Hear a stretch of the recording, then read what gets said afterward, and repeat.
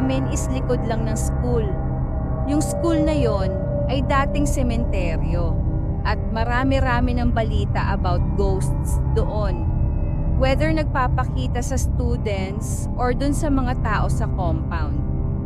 Before ka makapunta sa amin sa compound sa likod ng school, madadaanan mo muna yung eskinita sa gilid ng school na may nakaawang na puno ng akasya.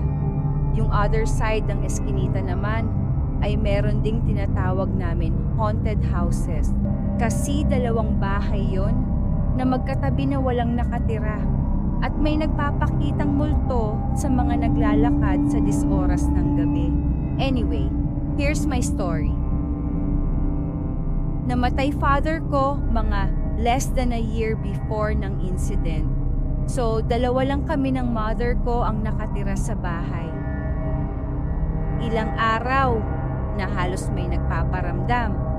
Meron yung nambabato ng maliliit na bato sa bubong namin. Merong kumakaluskos sa gilid. Meron ding mabibigat na hayop o ibon na malakas ang pagkaldabog sa bubong na lagi na lang naming pinagpapalagay na pusa o manok kahit na sobrang bibigat ng hakbang kapag naglalakad sa yero ng bubong namin.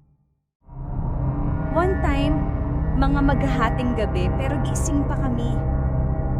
May naglalakad sa bandang harap ng bahay namin. Akala namin bibili lang kasi may tindahan kami eh. Pero nakasara na yon. Nakapatay ang ilaw at alam naman ng mga tao doon na di na kami nagtitinda sa ganong oras. Pinakiramdaman namin. Sabi ko sa mother ko, "Ma, may tao ata sa labas." Dinedma niya lang ako na parang walang narinig. Pero alam kong alam niya rin yon. Nawala yung paglakad-lakad sa harap ng bahay namin ng ilang minuto. Saka sana makikipag-usap si mama sa akin nang biglang may umiyak na bata sa harap. At humahagulgol na babae dun mismo sa harap ng bahay namin. Yung umiiyak na bata, pwedeng isipin namin pusa. Pero yung babaeng humahagulgol, parang mahirap paniwalaan. Biglang tumayo si mama at pinalakasan yung sound ng TV. Takot na takot ako nun. Pati si mama ramdam kong natatakot pero di namin mapag-usapan. Ilang minutong ganon. Ilang minutong may mga umiiyak sa harap ng bahay namin. Feeling ko, napakatagal na oras, pero minuto lang yon. Maya-maya sumisigaw ng papunta sa bahay yung tito ko na kapatid ni mama. Nag-text na pala si mama kay tito.